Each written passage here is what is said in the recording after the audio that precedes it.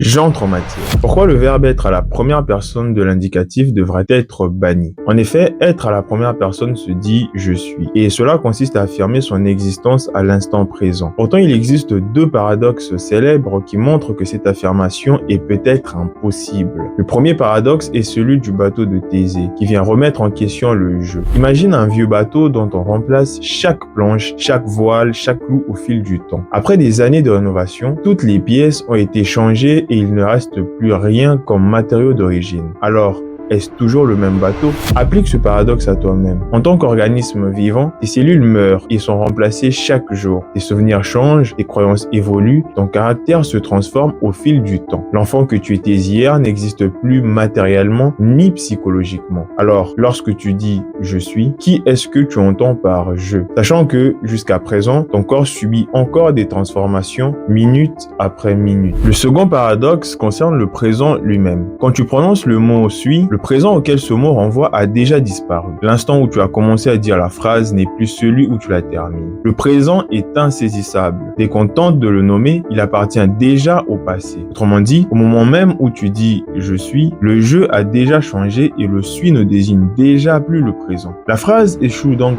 deux fois. Elle échoue parce que le sujet n'est jamais identique à lui-même. Et elle échoue également parce que le temps auquel elle renvoie n'existe déjà plus. Alors peut-être faudrait-il bannir le verbe être à la première personne du singulier de l'indicatif.